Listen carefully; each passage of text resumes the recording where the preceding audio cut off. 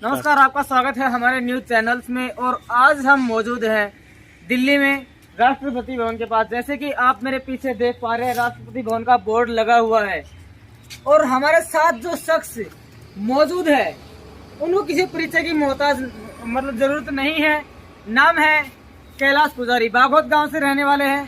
पिछले काफी दिनों से कैलाश पुजारी वर्सेस पूर्व शिक्षा मंत्री रामविलास शर्मा, हरियाणा सरकार का विवाद चर्चा में बना हुआ है। विवाद लेन देन को लेकर के खड़ा हुआ था। अब इस विवाद ने एक राष्ट्रीय आंदोलन का रूप इख्तियार कर लिया है। आज कैलाश पुजारी राष्ट्रपति भवन पहुंचे हैं और राष्ट्रपति जी से अपने साथ न्याय करने की गुहार लगाई है।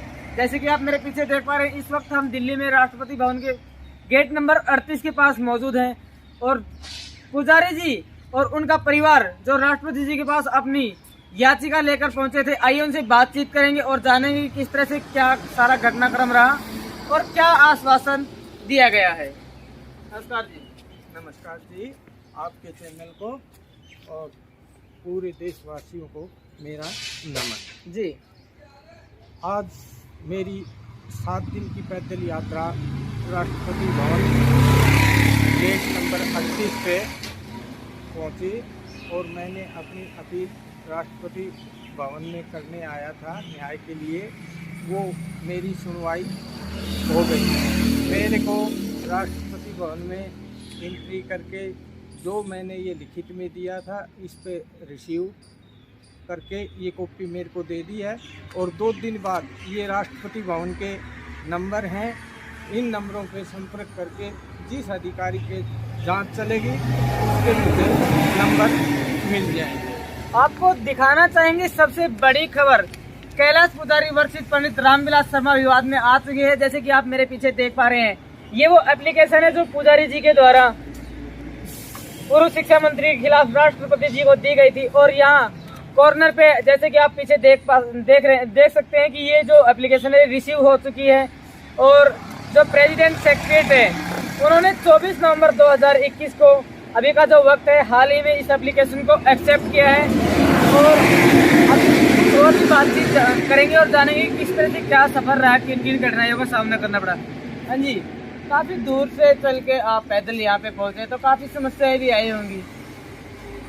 सर देखो, कोई भी सच्चाई की लड़ाई लड़ता है, न्याय के लिए निकलता है तो कठिनाइयाँ तो आती हैं, लेकिन परमात्मा का, जनता जनार्दन का, सभी मित्रों का आशीर्वाद सहयोग रहा।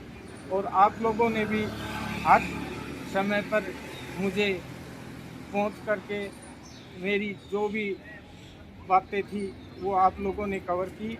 मैं आप लोगों का भी धन्यवाद करता हूं। लेकिन मैं जिस काम के लिए आया था वो काम मेरा सफल हो गया। अब मैंने राष्ट्रपति महोदय जी को अपनी न्याय की जो लिखित कॉपी थी वो दे दी।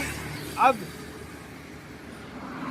मैं चीफ जस्टिस इंडिया को जी जी और एक कॉपी दूंगा और अब कानून के हिसाब से भी न्याय लेंगे। अगर यहाँ से भी न्याय नहीं मिल पाता तो क्या करेंगे? मुझे पूरी उम्मीद है बिल्कुल न्याय मिलेगा, बिल्कुल न्याय मिलेगा। राष्ट्रपति भवन से भी मिलेगा और मैं चीफ जस्टिस इंडिया को और एक पत्र लिख के और मैं अपील करूंगा। आपने पंडित रामविलास शर्मा के खिलाफ अपने आंदोलन की शुरुआत महेंद्रगढ़ से की थी, लेकिन उस आंदोलन को आपने कहा था कि भी जो महेंद्रगढ़ जितने भी गांव हैं सभी गांव में जाकर के दौरा किया जाएगा, तो किस वजह से वो आंदोलन आपको स्थगित करना पड़ा?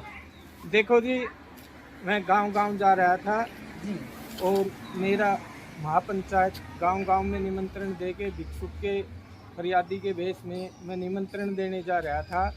तो गांव में मुझे बहुत अच्छा समर्थन मिल रहा था, लेकिन इसके कुछ शरारती तत्व जी जो इसके द्वारा प्रायोजित थे, उन्होंने सभा को भंग करने की कई गांवों में कोशिश की, लेकिन गांव के गांव मेरे साथ उतरे हैं। और जैसे ही दुलानिया गांव में इसने मेरे पे वारदात करवाने की भी कोशिश की, लेकिन वहाँ से जब मैं सुरजनवास गांव गया तो सुरजनवास गांव में मुझे सरपंच साहब ने रुकने की मंदिर में और सभा करने की 5 बजे इजाज़त दे दी थी। लेकिन इस रामविलास शर्मा और इसके पुत्र गौतम ने वहाँ के सरपंच साहब को कहा कि इसको गांव से निकाल दो। तो सरपंच साहब का 7:30 बजे मेरे पास फ़ोन आया, पुजारी जी आप मंदिर को खाली कर दो, आपको धर्मशाला में रोकेंगे और नहीं खाली करोगे तो पुलिस बुलाएंगे। तो वहाँ मेरे पास गांव के बहुत मोजिज आदमी बैठे थे, महेंद्र जी, राकेश जी और देवी माताएं भी बैठी थी साथ में। तो उन्होंने कहा अब मंदिर नहीं खाली करेगा। और वो क्लिप भी मैंने वायरल की थी, जो सरपंच से मेरी बात हुई थी, तो उसमें उनकी काफ़ी बहसबाजी हुई। लेकिन जब सरपंच फिजिकल आया तो तनाव ज़्यादा बढ़ने के पूरे आसार हो गए थे। लेकिन मैंने, मेरे लिए किसी का वाद विवाद हो जाए, कोई लड़ाई झगड़ा हो जाए, ये उचित नहीं समझा। मैंने यही फैसला लिया कि अगर ये यहाँ इसने अपना परिचय दे दिया कि मैं भ्रष्ट भी हूँ और दमंग भी हूँ और मैंने अत्याचार किया, ये सारी दुनिया ने देखा है। कल भी सुरधनवास गांव से मेरे पास फोन आए थे, कैलाश जी पूरे गांव के दुख है, पूरा गांव ये कह रहा है। और कैलाश जी ने फिर भी इंसानियत दिखाई और बहुत अच्छा फैसला लिया।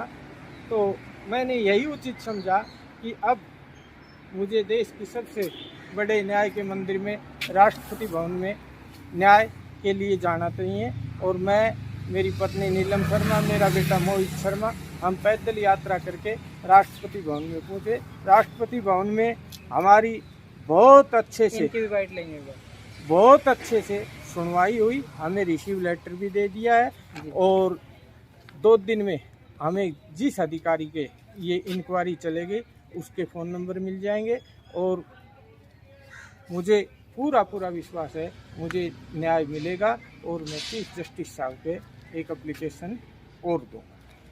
तो जिस तरह से बताया गया है कि 2 दिन का समय दिया गया है, ये तो आने वाला वक्त ही बताएगा कि क्या राज्य सरकार की तरह केंद्र सरकार भी गूंगी बहरी बनकर के इस मामले में कोई सुनवाई नहीं करेगी या फिर त्वरित कार्रवाई की जाएगी।